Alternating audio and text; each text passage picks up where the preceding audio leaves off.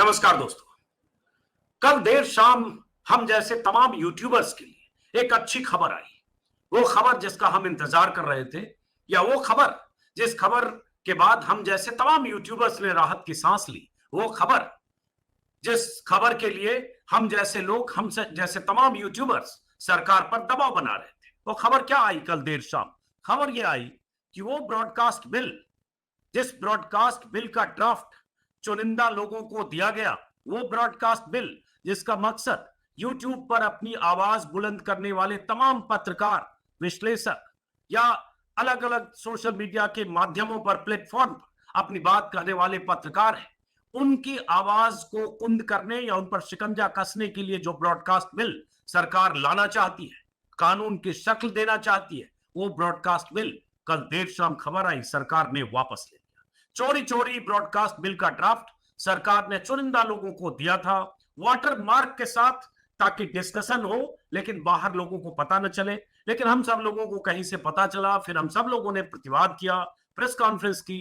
तमाम जो यूट्यूब पर जो लोग सक्रिय हैं, चाहे मैं हूं, रवीश कुमार हैं, ध्रुव राठी हैं या अभिसार शर्मा हैं, बहुत सारे लोग, सब ने अपनी अपनी बात कही। एनके सिंह जो हमारे साथ हमारे प्लेटफॉर्म पर देखते हैं, जिन्हें एक्सपर्ट हैं, उन्होंने भी अपनी बात कही। और तमाम ऐसे कुछ जो शुभचिंतक हैं, जो मानते हैं कि ऐसी आजाद आवाजें जरूरी है, अभिव्यक्ति की आवाजों के लिए, अभिव्यक्ति की आजादी के लिए ब्रॉडकास्ट बिल सही नहीं था, उन लोगों ने लेख भी लिखे। और उन सब का नतीजा ये हुआ कि ब्रॉडकास्ट बिल जिस ढंग से चोरी चोरी चुपके चुपके ड्राफ्ट जिसका दिया गया था चंद लोगों को, चोरी चोरी चुपके चुपके उसी ढंग से सरकार ने अपना इरादा जता दिया कि वो अब ब्रॉडकास्ट बिल फिलहाल ठंडे बस्ते में है। फिर कंसल्टेशन के लिए नए सिरे से उस बिल का एक बार फिर से ड्राफ्ट किया जाएगा, उस बिल को रीड्राफ्टिंग। क्या है वो बिल में और क्यों हम सब लोग चिंतित थे, इसको समझने के लिए हमारे साथ खास मेहमान है एनके सिंह साहब। उनको हम चाहते हैं स्क्रीन पर लाया जाए। और एनके सिंह साहब को आप हमारे प्लेटफॉर्म पर लगातार देखते सुनते हैं, हम लोगों के सीनियर हैं, लेकिन कानूनी पहलू को, ऐसे तमाम बिल और कानून और संविधान और इसकी प्रक्रिया को बहुत बारीकी से जानते हैं। और एनके सिंह साहब ने अभी पिछले हफ्ते पहले इस पर अपनी बात भी की थी हमारे प्लेटफॉर्म पर। और तब हमारी चिंता थी सिंह साहब कि ब्रॉडकास्ट बिल आएगा और लागू हो जाएगा, कानून बन जाएगा, संसद से पास हो जाएगा, तो पता नहीं उसके बाद हम लोगों की आवाजों का क्या होगा। क्योंकि सरकार ने जो पैरामीटर बनाए, जिस ढंग से सरकार ने डिजिटल न्यूज ब्रॉडकास्टर्स की श्रेणी में हम सबको डाल दिया, या हम सब उसमें होते चाहे अनचाहे, जो भी यूट्यूब पर या सोशल मीडिया पर सक्रिय है, और उसके बाद उसकी जो सीमाएं खिंची होती, उसका नतीजा ये होता कि सरकार के हाथ में शिकंजा होता, नकेल होती, और उसके बाद हम सबको अपनी आवाज इस तरह से बुलंद करनी मुश्किल होती। लेकिन अब खबर ये आ रही है कि ब्रॉडकास्ट बिल का ड्राफ्ट वापस ले लिया गया, उन लोगों से भी जिनको सरकार ने चुपके चुपके दिया था वाटर मार्क के साथ, कि बाहर कहीं लीक न हो। लेकिन जैसे भी हुआ, तो इसको कैसे देखते हैं और जरा समझाइएगा इसके खतरे क्या थे जो फिलहाल टला है। हालांकि मैंने ट्विटर पर अभी लिखा है, उनकी फितरत है, तो इसलिए टेम्पररी है, इसको ये ना मान लिया जाए कि खतरा टल गया, वो किसी रूप में फिर आएंगे। अब बिल्कुल सही आप कह रहे हैं, मुझे भी यही लग रहा है। कल रात से जब मैंने देखा तो हमने कहा कि अच्छा अब इसका नया स्वरूप क्या होगा, ये देखने की जरूरत है। पहले हम अपने व्यूवर्स को, वो याद होगा आप लोगों को किस्सा कि राजा नंगा है, इसको लेके किसी की हिम्मत ना पड़े कहने की कि राजा नंगा है। एक बच्चे ने कहा कि राजा राजा तो नंगा है, क्योंकि बच्चे को ला नहीं मालूम था, तो राजा नंगा है कहा। जब राजा, अब की बार ये हुआ है कि राजा को पूरी पब्लिक ने कहा कि राजा नंगा, तो राजा शर्म के मारे कपड़े छोड़ के भागा और महल में पहुंचा। महल में पहुंचा तो लोगों ने कहा कि अरे कहाँ जा रहे हो, तुम्हारे कपड़े और राज मुकुट तो यही है। तो राज मुकुट उसने एक नकली बनवा के पहना और कहा कि नहीं नहीं, मेरा राज मुकुट यहाँ है, मेरे कपड़े भी वो नहीं है। लगभग यही हुआ है इस बिल के साथ। इस बिल को अगर आप गौर से देखें तो 2023 को 10 नवंबर को जो बिल सर्कुलेट हुआ था पब्लिक में, वो बिल आपको याद होगा कि वो बिल भी उतना ही स्ट्रिंजेंट था। लेकिन बदलाव क्या हुआ, ये गुप्त बिल क्यों लाया गया? जब मोदी जी ने देखा चुनाव के बाद कि जबरदस्त असर पड़ा है, और याद होगा आपको जब हारे चुनाव की 4 तारीख को, तो उन्होंने अपने भाषण में, उद्बोधन में कहा, मेरे प्यारे देशवासियों,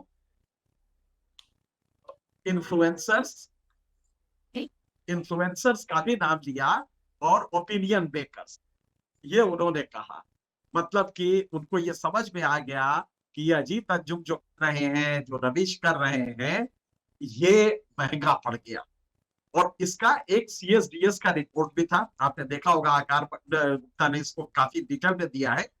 सीएसडीएस के उस रिपोर्ट में था कि अब की बार पब्लिक ओपिनियन बिल्डिंग में जो रियल रोल था, वो आप जैसे लोगों का जो यूट्यूब प्लेटफॉर्म पे को यूज करते थे, उनका विश्वास जनता को ज्यादा हुआ। यहां तक हुआ कि 29% जो न्यूज कंज्यूम हुआ वो उनकी वजह से हुआ। सरकार के हाथ के तोते उड़ गए, क्योंकि जो अखबार था, अखबार का बहुत कम था उसके मुकाबले, करीब 11-12% था। जबकि यूट्यूब के जो लोग थे या व्हाट्सएप पे जो थे या सोशल मीडिया पे थे, उनकी वजह से ओपिनियन मेकिंग ज्यादा हुई। मोदी जी के लिए यह बेचैनी का सबब था। अब इन पे शिकंजा कैसे कसा जाए, तो खैर ख्वाह उनके झूठे और एक बहुत ही मूर्खतापूर्ण बिल तैयार किया, जो कि न तो संवैधानिक रूप से सही था, न कानूनी रूप से सही था, न पॉलिटिकली वो सही था। उदाहरण के लिए एक लीजिए, भारत के संविधान में आर्टिकल 19(1)(a) में फ्रीडम ऑफ एक्सप्रेशन है। ये फ्रीडम दिया गया है भारत के हर नागरिक। लेकिन हमको जो ये गुप्त कानून बनाया, जो कि इलेक्शन में हारने के बाद बना, उसमें क्या किया कि उसमें उन्होंने हर उस व्यक्ति को, अगर वो जैसे रवीश या अजीत अंजुम तुर्की जाते हैं और तुर्की में जाके कुछ करते हैं, तो वहां भी पकड़े जा, मतलब वहां के लिए भी इन पे आरोप लगाया जा सकता है। या कोई विदेश का नागरिक अगर भारत के खिलाफ बोल रहा है, तो भी उसके खिलाफ ये कानून। अब बताइए कि ये कौन सा पावर है जो राज्य के पास है कि कोई विदेशी नागरिक को भी आप जेल में डाल देंगे। लेकिन ये इतना फ्रस्ट्रेशन था सरकार का। अब किया क्या सरकार ने, 23 का जो बिल था उससे इनका पर्पस नहीं सर्व हो रहा था, क्योंकि अजीत अंजुम, रवीश कुमार, ये लोग शिकंजे में नहीं आ रहे थे। तो किया क्या कि अब की बार जो नया गुप्त बिल बनाया और उसको दिया किसको, कुछ चुनिंदा लोगों को दिया।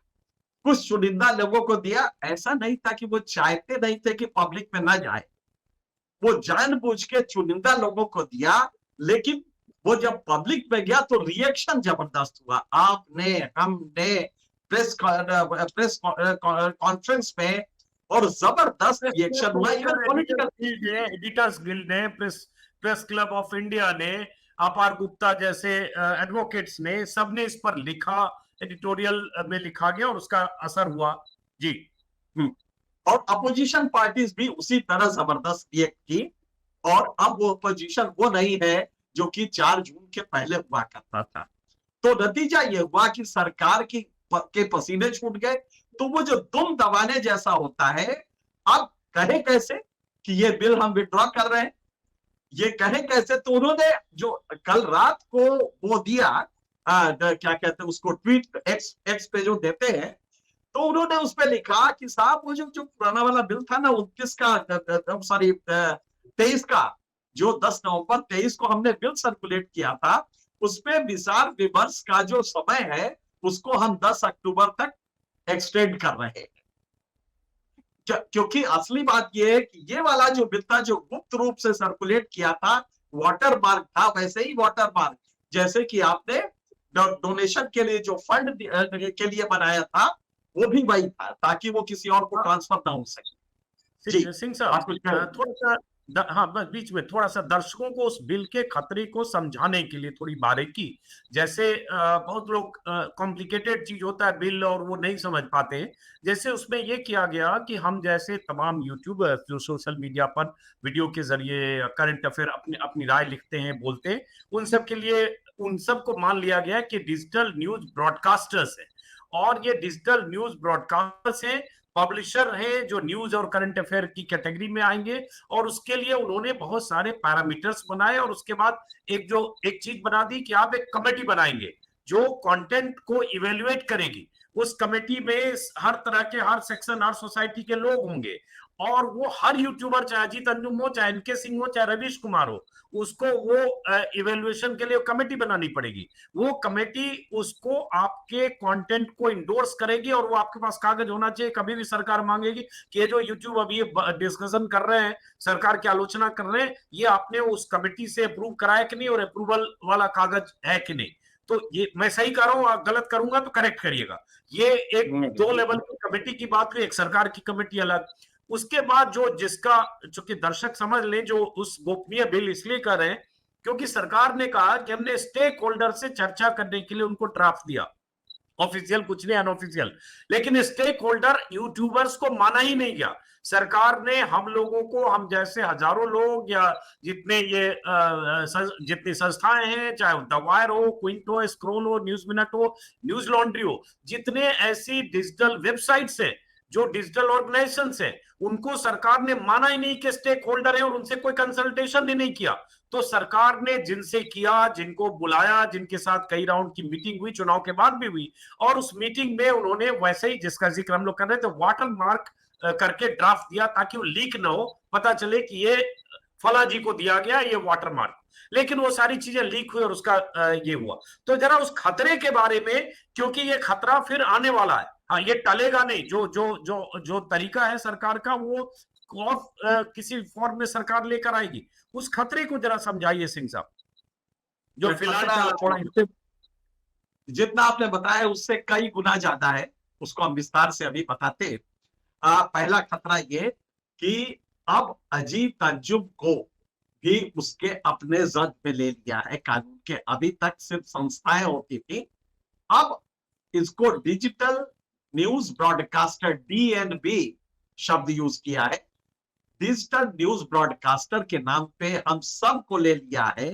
और सिर्फ इतना ही नहीं है, इसको 4 रेगुलेटरी चक्र में बांध दिया है, 2 में नहीं 4 में बांधा है, जिसको हम विस्तार से, लेकिन इससे भी बड़ा, अब ये क्रिमिनल ऑफेंस होगा अगर अजीत अंजुम या इस तरह के यूट्यूबर्स ने सरकार के यहाँ रजिस्ट्रेशन नहीं करवाया। ये मैंडेटरी है कि वो रजिस्ट्रेशन करवाएंगे। अब आप सोचिए, एडी रगलते रहिए, सरकार नाराज है तो कहेगी परसों आना, परसों आना, और ले आओ तुम्हारी अपनी बल्दियत भी ले आओ, आप सकूनत भी ले आओ, और अपने सारे डिटेल लेके आओ। तुम्हारा व्हाट्सएप थोड़ा टेढ़ा लग रहा है, दूसरा व्हाट्सएप वो सॉरी आधार कार्ड टेढ़ा लग रहा है, वगैरह वगैरह। अब जब ये रजिस्ट्रेशन होगा तो उसके बाद अजीत अंजुम और इस तरह के जितने भी चैनल्स हैं, इनके लिए बाध्यकारी होगा कि वो एक कंटेंट कमिटी बनाए, content evaluation committee, CEC. Content evaluation committee की भी शर्त क्या होगी? कंटेंट इवेल्युएशन कमिटी में आप सोशल सेक्टर के वो तमाम, जैसे दलित कॉज कहने वाले, बैकवर्ड कॉज करने वाले, गरीब, इस तरह के तमाम लोगों को रखेंगे और डोमेन एक्सपर्ट रखेंगे, और इनकी लिस्ट सरकार से अप्रूव कराएंगे।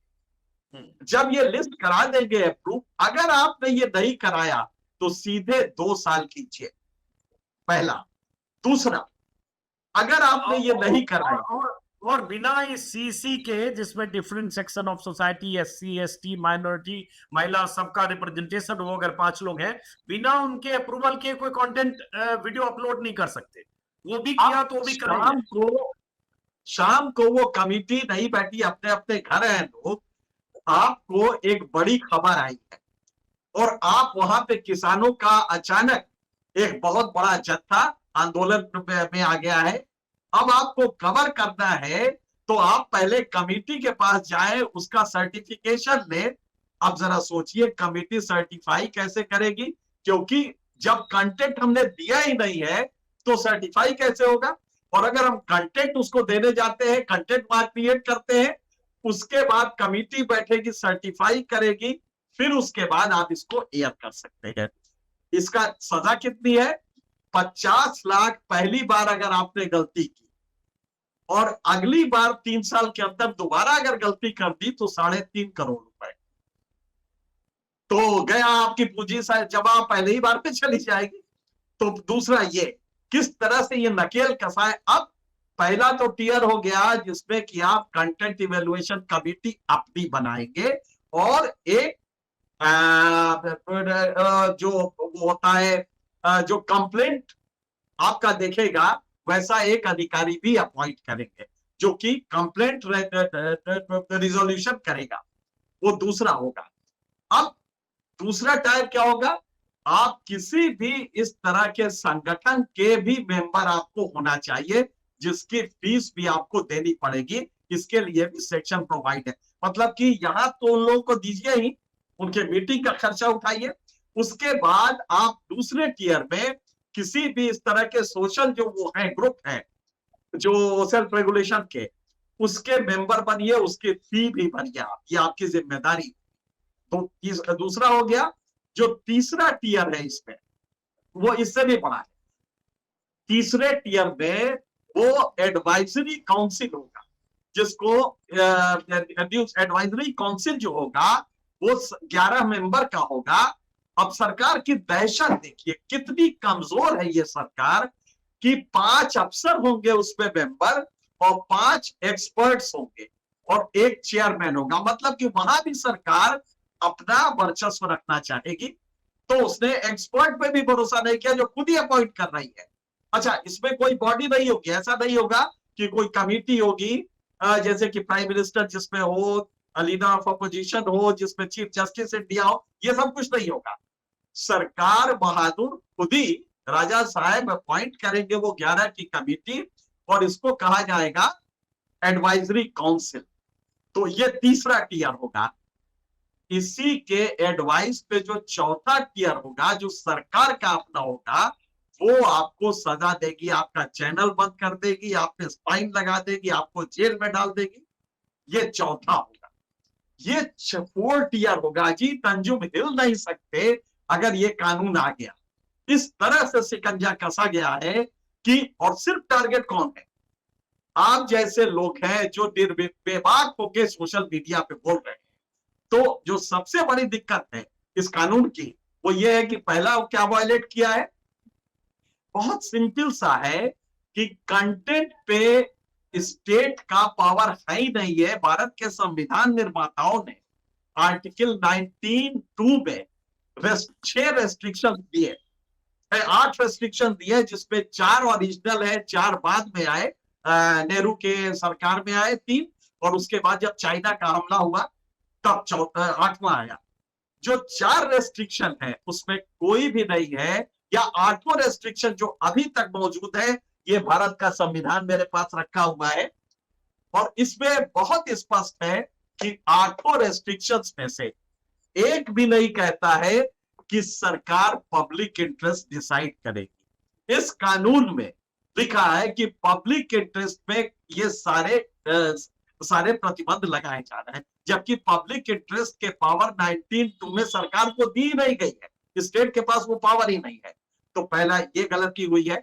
दूसरा ये है कि ये कानून अपने नागरिकों का नहीं रोक रहा है। ये विदेश में भी अगर कोई बैठा होगा भारत के खिलाफ, जैसे हिंडनबर्ग ने कहा है, हिंडनबर्ग को यहां सरकार बहादुर जेल कर देगी।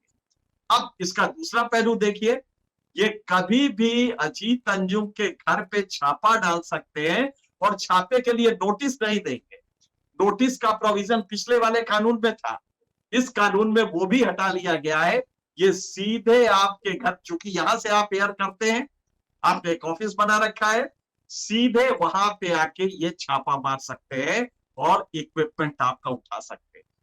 ये ड्रैकोनियन लॉ, आपको याद होगा कांग्रेस के जमाने में ऐसा एक लॉ बनने की बात हुई और हम लोगों ने अपोज किया तो इमीडिएटली विड्रॉ हुआ। लेकिन इस समय ये सरकार ये चाहती है कि आपके यहां छाप, और वो कौन डालेगा, एक एथोराइज्ड ऑफिसर शब्द यूज किया गया उसमें, इंस्पेक्टिंग ऑफिसर, जो कि एथोराइज्ड ऑफिसर होगा, एथोराइज्ड अथॉरिटी होगा, जो कि छापा मार। अभी ये नहीं बताया कि कौन होगा, लेकिन एक अदना सा थाने का इंस्पेक्टर भी आके आपके यहाँ छापा मार सकता है, क्योंकि अजीत अंजुम सरकार के खिलाफ बोल रहे हैं। अब इसमें किया क्या है, ये सारी सजाएं हैं, आप गौर कीजिएगा, लास्ट में क्या है इसका, ये सारी आपने रजिस्ट्रेशन नहीं करा, लेकिन अगर आप सरकार के भक्त हैं, आप सरकार वाले चैनल हैं, तो सरकार ये मानते हुए कि भाई उनको असल में उनके मां की तबीयत खराब थी या उनके घर में कुछ तकलीफ थी, इसलिए इन्होंने रजिस्ट्रेशन में दे दी कि इनको माफ करते हैं। लेकिन यही गलती अगर अजीत अंजुम करते हैं तो 50 लाख का पहली बार जुर्माना, दोबारा कर दिया तो 2.5 लाख का जुर्माना, और अगर कहीं इस कोड को वायलेट किया, अब कोड में है क्या आप जरा सोचिए, लिखा हुआ है if it is bad in taste, अगर टेस्ट में खराब है, अगर ये राष्ट्रवाद पे कहीं आंच आ रही है, आप जरा सोचिए कितना ओपन है ये। अगर आपने कह दिया कि हिंडनबर्ग ने ये रिपोर्ट दी है, तो कहेंगे साहब देश के ये शेयर मार्केट को क्रैश, जो आज कह रहे हैं शेयर मार्केट को क्रैश करा के भारत के हित के खिलाफ जा रहे थे, ये कह के अजीत अंजुम जेल में डाल दिए जाएंगे। ये इसका लफोलुआब है, मतलब कि भारत के इतिहास में एक शब्द अगर कहें तो सीधे सेंसर जैसी स्थिति है ना। आप चाहे हम रेगुलेटरी बॉडी बना के 5 लोग अपॉइंट कर लें, या पहले तो ये मुमकिन नहीं है। कोई यूट्यूबर कोई कुछ ज्यादा पैसे अर्न करता होगा, कोई कम करता होगा, कोई इतने भी नहीं अर्न कर पाता होगा 2 कायदे का एडिटर रख सके, लेकिन उसको 5 लोगों की बॉडी बनानी है, रेगुलेटरी बॉडी, रेगुलेटरी ने रिव्यू करने के लिए, प्रीव्यू करने के लिए मान ले जो भी बॉडी है, और उसके बाद फिर आप उसका सर्टिफिकेशन चाहिए, रजिस्ट्रेशन चाहिए। तो एक तरह से सही आपने कहा, एक शब्द कहें तो सेंसरशिप जैसी स्थिति है कि सेंसर हो गया, उनके पास कंट्रोल है, आपने दाएं बाएं किया नहीं कि वो आपको उस पैरामीटर पर फांस के, चाहे आपके खिलाफ कानूनी कार्रवाई हो कि आप जेल जाए, चाहे आपकी इतनी पेनल्टी हो जाए कि आप तौबा कर लें और बर्बाद हो जाए।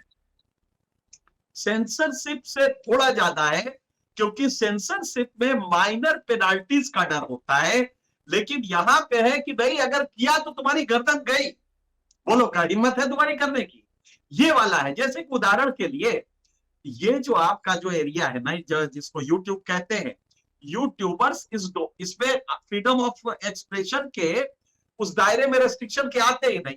टीडी सेट आपने सुना होगा, टीडी सेट जो होता है ये होता है telecom dispute authority, dispute settlement and appellate authority tribunal, TD set कहते हैं इसको। ये हाईकोर्ट के से ज्यादा बड़ी शक्ति होती है। ये जजेस, सुप्रीम कोर्ट के जजेस इसमें रहते हैं। इसका एक जजमेंट है कि भाई हम इन पे कोई बंधन लगा ही नहीं सकते, हम जो टीवी है, ये चैनल्स है, इन पे तो हम बंधन लगाते हैं क्योंकि वो हमारा सैटेलाइट यूज करते हैं या इस तरह से है, लेकिन यूट्यूबर्स या ये जो है ये हमारे सरकार की जद में आ ही नहीं सकते, ये फैसला है। लेकिन आपने उसको वायलेट करके कौन सा आप जरा सोचिए, ऑलरेडी हमें रोकने के लिए देश में 3 दर्जन कानून है। डिसेंसी, ये हमारे फ्रीडम ऑफ एक्सप्रेशन के प्रतिबंध में है कि आप डिसेंसी वायलेट नहीं कर सकते।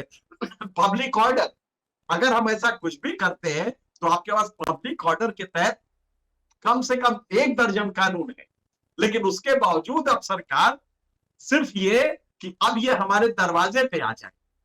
अजीत अंजुम हर साल जाके या हर न्यूज जब दे उसके बाद एक सर्टिफिकेट लगाएगी सरकार, ये देखिए ना सर्टिफिकेट है हमारे पास।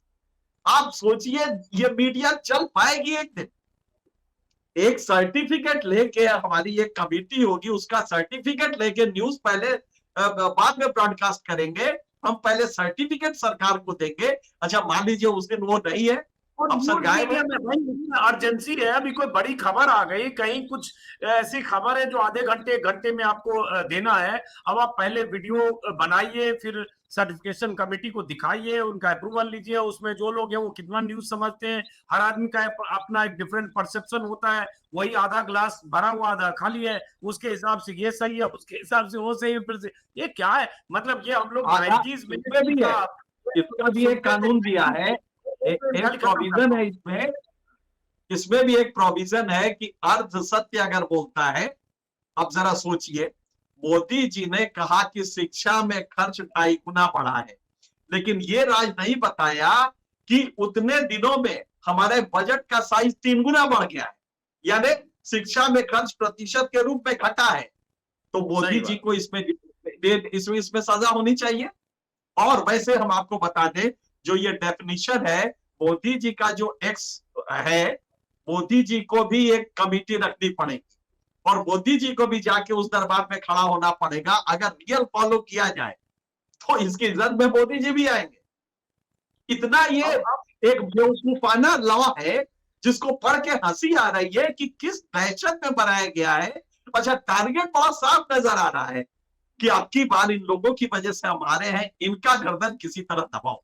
तो कह रहे हैं और कि ये राम नहीं अजीत होता है एक साहब, ये नहीं होता तो इतना छुपा छुपी क्यों? अरे भाई, कोई बिल ला रहे हैं, बिल को पब्लिक डिस्कोर्स में रखिए, उससे उस पे एक कॉन्सेंसस बनाइए, लोगों से सहमति लीजिए, चाहे जो स्टेक होल्डर है सबसे डिस्कशन करिए। आप लिमिटेड लोगों को देते हैं, प्राइवेटली मीटिंग करते हैं, उसमें वाटर मार्क करके उनको बिल देते हैं ताकि लीक ना हो।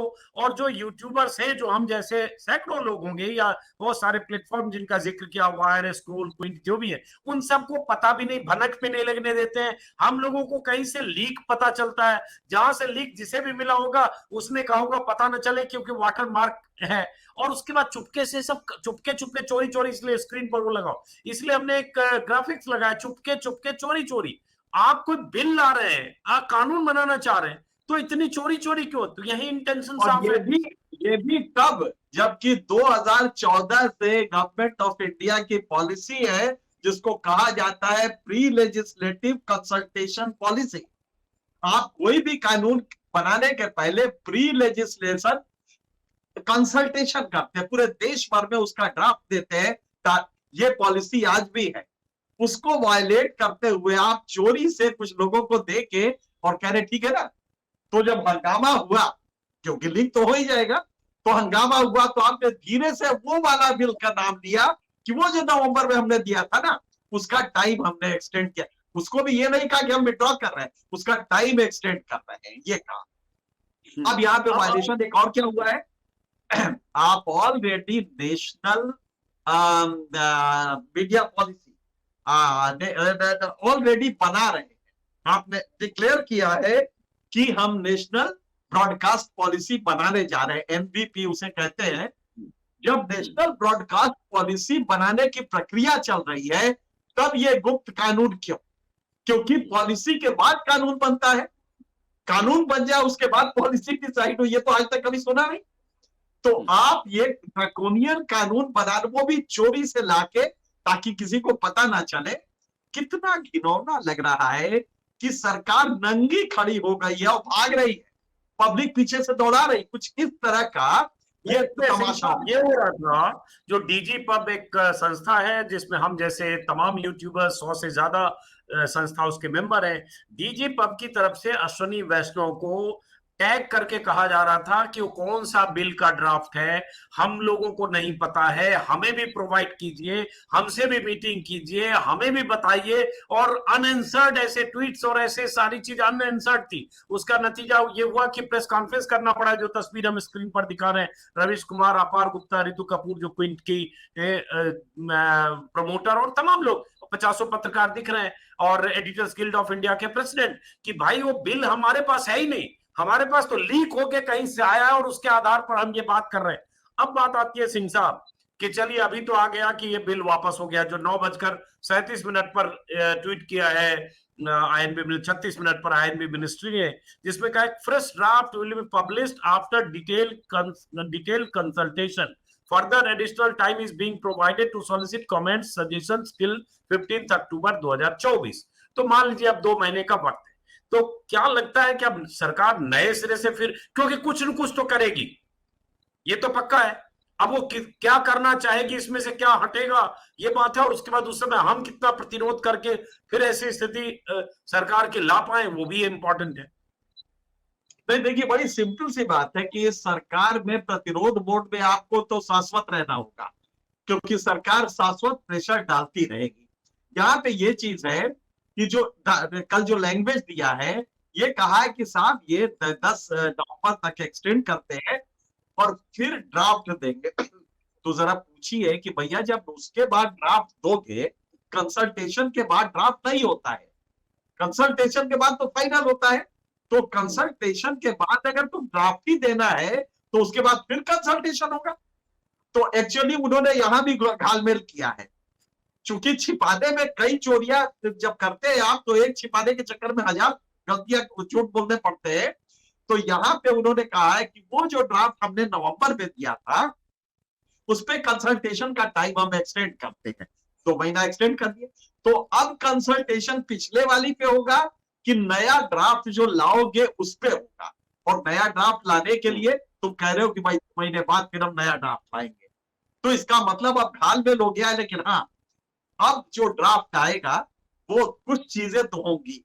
ये जो टेक्निकल बेवकूफियां की है, एक सेकंड, चूंकि कंसल्टेशन का जिक्र कर रहा है, जैसे वो लाइन है ना, ministry is holding a series of consultations with the stakeholders on the draft bill, जो स्क्रीन पर दिखा रहे। तो भैया आप पहले स्टेक होल्डर हम जैसे तमाम यूट्यूबर्स को मानते ही हो, जो आपके सरदर्द की वजह है, या अगर कहें व्यूज के पॉइंट ऑफ व्यू से, इम्पैक्ट के पॉइंट ऑफ व्यू से, उसका इम्पैक्ट इतना है कि आपको कंसल्टेशन के लिए स्टेक होल्डर मानना चाहिए। ऐसे दर्जनों ऑर्गेनाइजेशन है, दर्जनों वेबसाइट है, दर्जनों यूट्यूब के प्लेटफॉर्म है, तो आपने किसको स्टेक होल्डर माना है और हम लोग क्यों नहीं स्टेक होल्डर है? दूसरी बात एक और भी है कि सिर्फ स्टेक होल्डर क्यों नहीं, पब्लिक डोमेन में क्यों नहीं? आप सिर्फ स्टेक होल्डर, यहां तो दूसरी बात है कि चूंकि already pre legislative consultative policy है आपके पास, तो आप तो इसको पब्लिक डोमेन में डालेंगे ना। पहला तो ये, चलिए आपने फर्स्ट फेज में स्टेक होल्डर्स को, तो जिनको आप टारगेट, आपने डिजिटल ब्रॉडकास्टर्स जब यूज किया है कि डिजिटल न्यूज ब्रॉडकास्टर इसका एक सबसे बड़ा टारगेट वो होगा, कैटेगरी होगा, तो कहां है वो? अजीत अंजुम वही तो है ना, तो आपने उनको बुलाया इस कंसल्टेशन में। तो यही खास बात है। अब सरकार कह देगी कि नहीं साहब हम नहीं मानते, तो पूछो कि जब तुमने डिजिटल न्यूज वर्ड यूज किया है, DNB डिजिटल न्यूज ब्रॉडकास्टर्स, तो या तो कह दो अजीत अंजुम इसमें नहीं है, हमें कोई दर्द नहीं हो, हम तो प्रोग्राम ही नहीं करेंगे उसके बाद। लेकिन अगर तुम कह रहे हो कि डिजिटल न्यूज, और उसकी परिभाषा आपने क्या दी है, बहुत क्लियर परिभाषा है, जिसके तहत वो कह रहे हैं सेक्शन 21M में है ये परिभाषा, it includes publishers of news and current affairs content who broadcast news and current affairs through an online paper, news portal, website, social media or social media intermediary or other similar medium। अब जरा आप गौर कीजिएगा, इसमें आप सारे लोग आते हैं और आती नहीं आते। अंडा कैसे तले इसको बताने वाली वो महिला है, वो भी आती है। आपको मालूम होगा, या यूट्यूबर जो गाना गाती है, जो भी बंद कर रहे हैं सब आते, सही बात। नेहा राठौर का गर्दन दापना शुरू हो गया है कि नेहा राठौर को इसको पकड़ो, क्योंकि ये बहुत इन्फ्लुएंस कर रही है, अजीत अंजुम पकड़ो। तो इसके पीछे जो असली राज है वो यही है कि सरकार को ये डिसेंटिंग वॉइस, नेगेटिव वॉइस बिल्कुल पसंद नहीं आते। जब आप कहते हैं कि झूठ बोलते हो, तुम्हारा एम्प्लॉयमेंट का आंकड़ा गलत है, इसमें तुमने उनको ले लिया है जो गांव में अपने माँ बाप के खेत में हाथ बटा रहा है, उसको तुमने एम्प्लॉयमेंट पा लिया जब उसको 1 पैसा तनख्वाह नहीं मिलती है, और इसको तुमने लिखा है unpaid house worker, house worker, unpaid house worker को आपने एम्प्लॉयड मान लिया है। जब अजीत अंजुम ये कहते हैं तो ये सरकार को नागवार गुजरता है। लिहाजा डिजिटल न्यूज ब्रॉडकास्टर DNB जो आपने कैटेगरी ली है, उसकी परिभाषा आपने, जैसा हमने बताया, किसमें वो सारे लोग आएंगे जो समोसा तलने का तरीका बताते हैं, जो बताते हैं चटनी कैसे बनाई जाए, से लेके जो पार्लियामेंट्री प्रोसीडिंग्स की खिलाफत करते हैं कि पार्लियामेंट में किस तरह आवाज बुलंद की जा रही है, ये सारे लोग उसमें आते हैं। मतलब एक डरी हुई सरकार कानून के उससे किस तरह डरवाना चाहती है दूसरों को, ये इसका एक इससे बढ़िया उदाहरण हो नहीं सकता। अब आखिरी कि अब अभी तो चलिए 15 अक्टूबर तक का वक्त है कंसल्टेशन के लिए, और ये अब उसके बाद आगे क्या देखते हैं सिंह साहब? जैसा कि मैंने कहा, इनकी फितरत है, ये डरे हुए हैं, परेशान है, चिंतित है, तो ये अपनी फितरत से बाज नहीं आएंगे। नहीं, दरअसल ये इसको इस तरह दिया जाए कि जो ये जो सूचना प्रसारण मंत्रालय ने किया है, ये सिर्फ उसके दिमाग की उपज नहीं है, ये कहीं ना कहीं हायर लेवल पे डिस्कस हुआ है कि इनको कैसे रगड़ा जाए, इनको इतना बांध दो, फाइनेंशियल क्राइसिस में डाल दो, ये इतने इस पे कानून लगा दो कि इसके पसीने छूट जाए और ये कर ना पाए। अब ये इस पे रुकेंगे नहीं, लेकिन मुश्किल ये है कि हाल के दौर में कई फ्रंट पे इन्होंने मोर्चा ले लिया है। इसी पे हिंडनबर्ग, आप जरा सोचिए क्यों हुआ है। हिंडनबर्ग का रिपोर्ट कल जो आया है उसमें आपके पास निकलने की गुंजाइश ही नहीं है, क्योंकि एक ही सवाल है, वो तो जब रविशंकर वगैरह जो कह रहे हैं कि साहब ये तो शेयर मार्केट क्रैश, उनसे एक ही सवाल तो करना है ना, जब वो इन्वेस्टिगेशन चल रहा था उस पीरियड में सेबी चीफ के फाइनेंसेस की स्थिति क्या थी, इतना ही तो पूछा जा रहा है। तुम यही बता दो, उन्होंने कब रिक्यूज किया अपने को, कब वो उस पोर्टफोलियो से वापस लिया, उनका नहीं था तो उनके पति का था, सिर्फ इतना ही सवाल है। लेकिन घुमा के वो ले जा रहे हैं कि साहब राहुल गांधी देश की इकोनॉमी खराब, मुझे वो सब तो ठीक है, राहुल गांधी बहुत गड़बड़ कर रहे हैं, लेकिन इस सवाल का जवाब दे दो।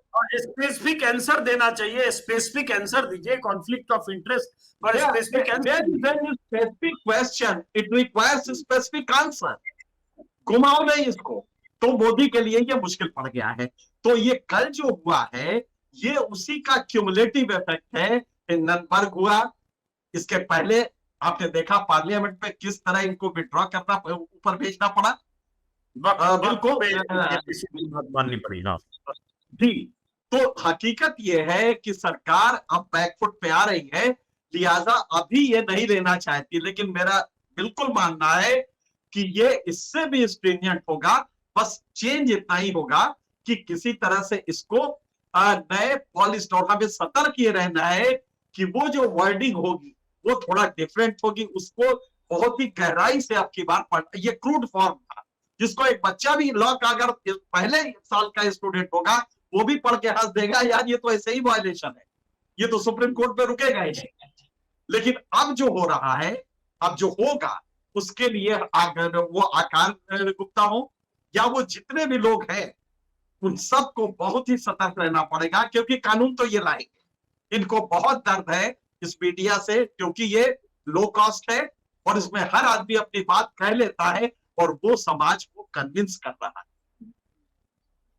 जी, बहुत बहुत शुक्रिया सिंह साहब। दर्शकों को भी हमारा मकसद था, उस खतरे से फिलहाल वो खतरा टल गया है जिस खतरे का अंदेशा था, जिसको लेकर हम लोग चिंतित भी थे, हम लोग अपनी बात कर रहे थे, और वो तमाम पत्रकार साथी, एडवोकेट जिसका जिक्र हम लोग बार बार अपार गुप्ता का करते हैं, मीडिया नामा एक प्लेटफॉर्म है, निखिल पावा जिन्होंने बहुत डिटेल लिखा उस कानून के बारे में, और तमाम पत्रकार साथी जो इन्होंने अपनी आवाज बुलंद की। डीजी पब एक ऐसा डिजिटल प्लेटफॉर्म, जितने भी प्लेटफॉर्म्स हैं या हम जैसे जर्नलिस्ट हैं उनका एक संगठन है, उनके संस्था, उनके जो लोग हैं उन्होंने भी, जर्नलिस्ट उन्होंने भी इस पर आवाज उठाई, और उस सब का नतीजा हुआ कि फिलहाल सरकार तो बैकफुट पर गई और ये वापस तो हुआ, लेकिन अब नए शेप में नए तरीके से क्या आएगा उसके लिए हम सबको इंतजार करना पड़ेगा। देखते हैं, आवाज बुलंद तब भी करनी पड़ेगी। फिलहाल इस वीडियो को, इस बातचीत को यहीं खत्म करते हैं। बहुत बहुत शुक्रिया सिंह साहब, बहुत बहुत शुक्रिया, नमस्कार।